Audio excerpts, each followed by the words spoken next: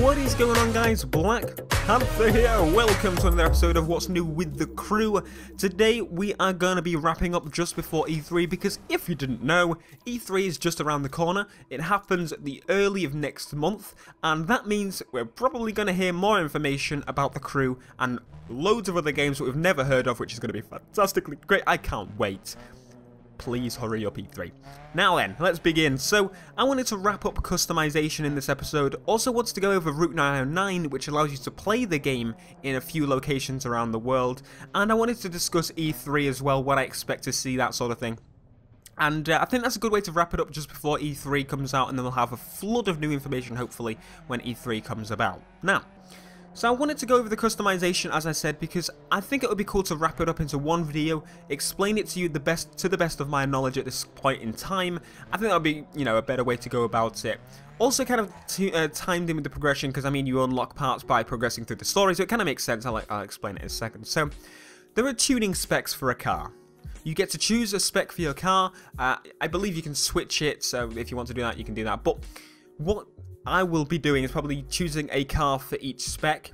So you can choose street, dirt, raid, performance and circuit. My guess is that you'll need a car that kind of fits in these categories for events. So like you'll need to enter this event, you'll need to be in this spec. That's kind of makes sense, how it should be really, right?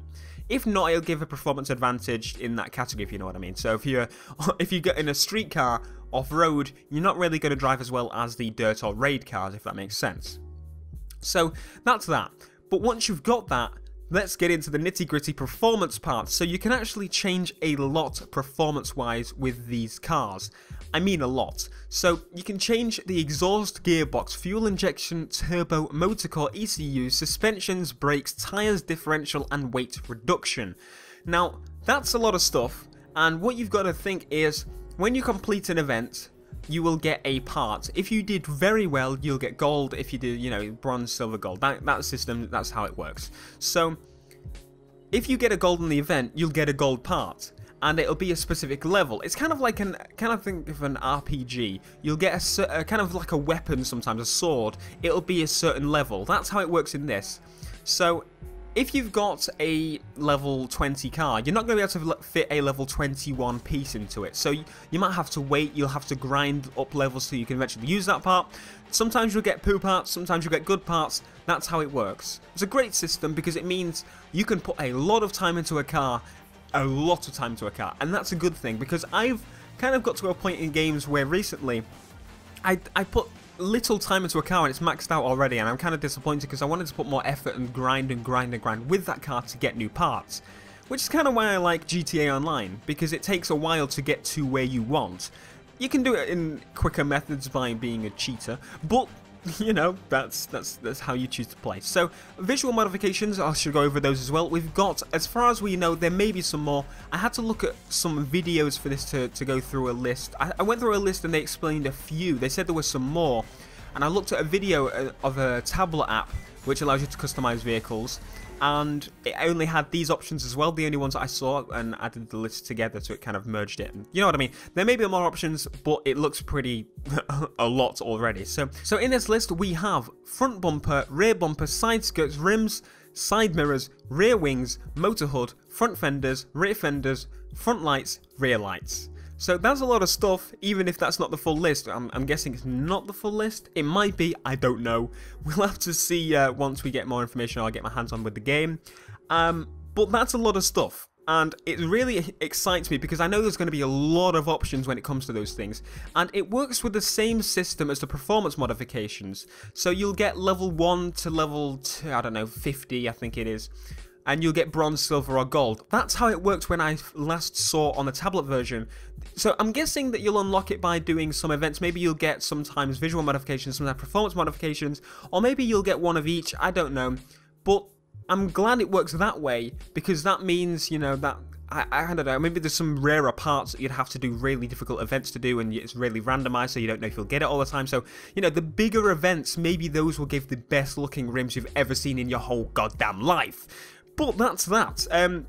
So the customization is absolutely fantastic. It's the best I've seen in a racing game ever. We've got thousands and thousands and thousands of combinations that you can do to your cars, and you can use any car from the beginning of the game to the end of the game because you can upgrade it with these parts, which will really boost its performance.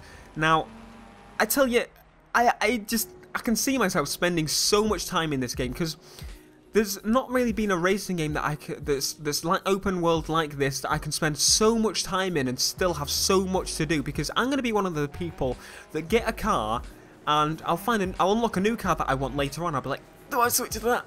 So no, I won't. I'll grind and grind, get that car to the max, and then go to the next one and the next one. I'm going to be doing that with all the cars probably, because I can't wait for this game. It's going to be great. Wow. Okay, so let's go on to Route 909. So Route 909, without going too into detail about it, but it's basically an event around a few locations in LA, Montreal, New York, Sao Paulo, Dubai, Paris, Copenhagen, and London. So basically you can go to these locations and you can play the crew. That's pretty much what it is. Get your hands on with the crew. So it starts on the 16th, which is today, which is why I put this video out early, and it ends on June the 12th. June the 12th. So anyone can come around and play the crew, and you can play the crew. That's exactly what it is. I'll link that down below. Now, I don't know if I'll be able to get to that kind of event because of, you know, I'm about 200 miles away from London, and it's going to take, you know, just to kind of get the train money to do that. It's kind of very expensive to get the train around here, last minute kind of thing. So I won't be going. I probably won't be going, but you know, we'll see. So E3 I wanted to go over very quickly just to wrap it up. E3 I predict to be a fantastic time for us because it's pretty close to the release of the game. I'm sure we'll get a solid release date for the game at E3. Kind of makes sense. If not, we'll get it shortly after, because I mean, we've got a kind of placeholder date, which is autumn. I think it's autumn or fall 2014, which is probably going to be about August. So it makes sense for us to get a solid date very soon at about E3.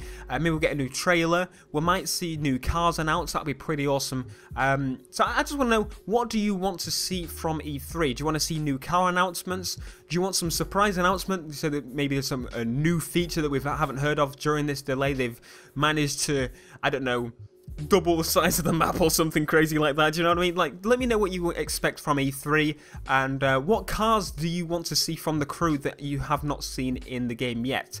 Anyway, that's pretty much everything we got to go over in this episode.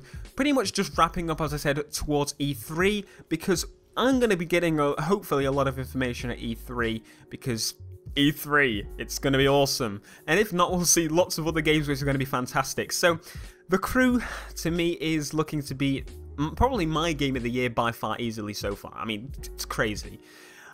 I just can't wait. Okay, I'm going to stop fanboying now and leave you. So thank you very much for watching. This is Watching with the Crew. Make sure to subscribe if you want to see more news with the crew. Make sure to like if you did enjoy this video. I found it helpful in any way.